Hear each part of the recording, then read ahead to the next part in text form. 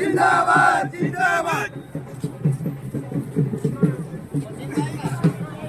पता है इनके घर से उभरना है, उस चीज को देखकर हम सब लोगों को जागरूक होना है कि हमारे जो समाज के अंदर जो वर्तमान में जो कुछ जातियां हैं जो बड़ी अपने आप को पता नहीं क्या समझती है, हमको इंसान नहीं समझती है, कीड़ा मकोड़ा समझती है। उन जातियों को सबक सिखाना है हमें कि हम लोग अब जाग चुके हैं, हम भी उस मार्गदर्शन पर चले हुए हैं जिस पर आप हैं। हम तो उनसे पुराने एक गोरिल्ला युद्ध के फ्रीडम फाइटर हैं, तो हम उनसे कमजोर क्यों रहे उनसे कमजोर और क्यों उनसे डरे? अब हमें उनसे आंख में आंख मिलाकर बात करनी है, सामने झुकना नहीं है, उनके सामने टक्कर देनी है। इस सारी जो अपनी टीम वर्तमान में खड़ी है, मेरा उनसे यही कहना है कि हमें अब डरना नहीं है, समाज में एक जागरूकता लानी है।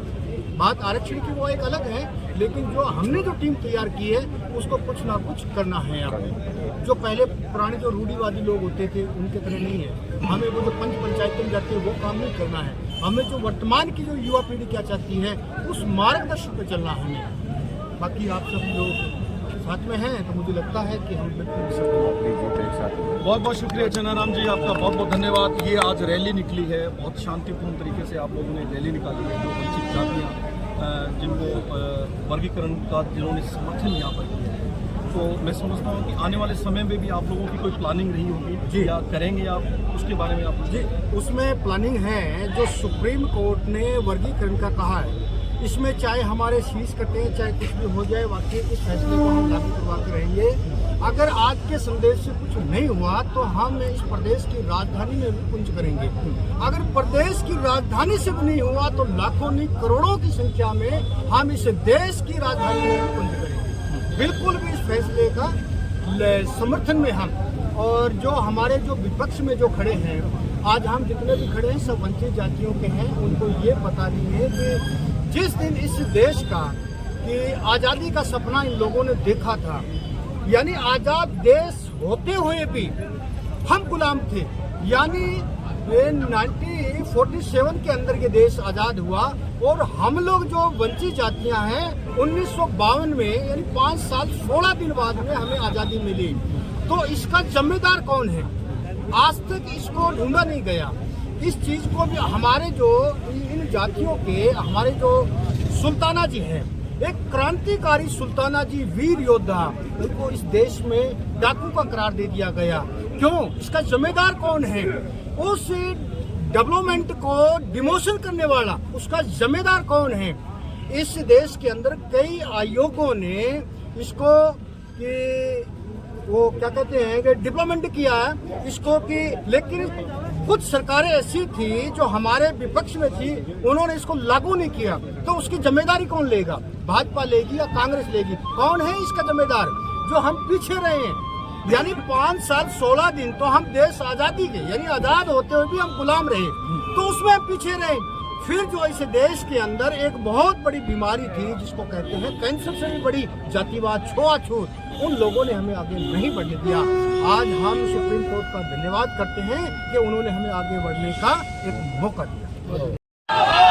साथियों, सबसे पहले तो मैं सर्वोच्च न्यायालय सुप्रीम कोर्ट का धन्यवाद करना चाहूंगा कि आज हमें जो एक मैदान के रूप में एक तोहफा दिया है।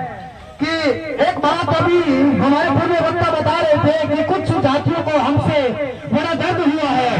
आज इस देश के अंदर हमारे पास जो एससी का है 22.5% कोटा है, उसमें 7.5%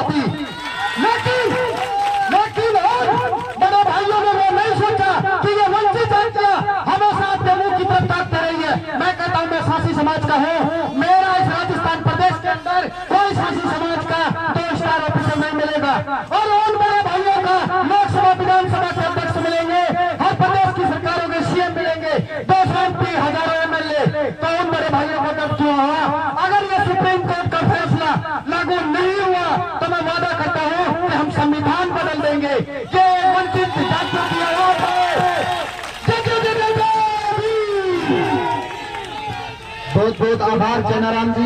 अब मैं निवेदन करूंगा एडवोकेट चंद्रभान जी नायक से, कृपया वो भी समय सीमा में अपनी बात रखें।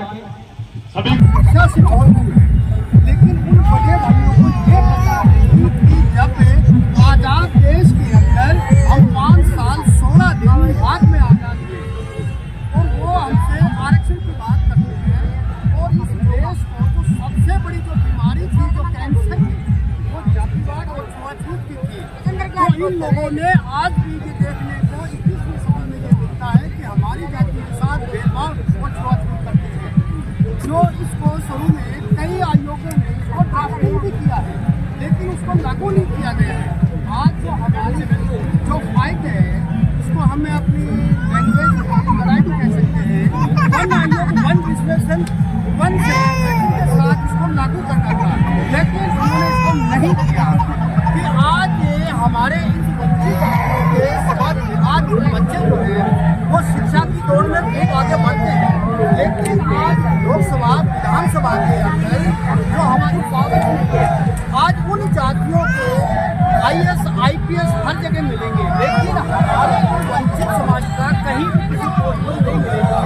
तो उन बड़े भाइयों को जो दर्द हुआ है वो नहीं होना था, उनको हमारे कंधे से कंधा मिलाकर चलना था, लेकिन वो समझते हैं कि जैसे आगामी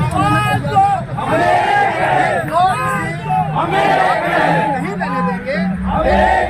हम ये वादा करते हैं कि जो हमारी लड़ाई है, वो जिसकी दौर में हम आज 5 जिला मुख्यालय पर जो आज इकट्ठा हुआ है, वो संघर्ष को हम जीत के रहेंगे और इस आरक्षण को हम लागू करवा करेंगे। आप देख सकते हैं कि मेरे पीछे भारी तादाद में लोग इकट्ठे हुए हैं और इकट्ठे होकर आज जिला मुख्यालय पर ज्ञापन देने की तैयारी कर रहे हैं। इनका ये कहना है कि जैसे बाकी जातियों ने आज से पहले आरक्षण का ज़्यादा से ज़्यादा फायदा उठाया, अब जो वंचित जातियां हैं उनका भी वक्त आया है कि वो भी आरक्षण के लिए अपनी मांग रख सकते हैं और इनका अधिकार भी है, कह भी सकते हैं। मेरे साथ क्योंकि लाइव चलेंगे हम लोग, कंटिन्यू लाइव भी चलेंगे, मेरे साथ में लीलाधर जी निनानिया है, ये लेक्चर आप ज़्यादा से ज़्यादा सब्सक्राइब करेंगे हमारे साथ। जयनाराम जी साथी जो जिला समाज वो भी चल रहे हैं, उनसे भी हम बातचीत करने का प्रयास करते रहेंगे। बताइए आपको कैसा महसूस हो रहा है, हम इतनी जातियों के लोग, वंचित जातियों के लोग इकट्ठा हुए हैं, आज हमें एक बहुत गौरव शक्ति महसूस हो रही है कि मेरा समाज जो है वो जाग रहा है अपने हक और अधिकार के लिए।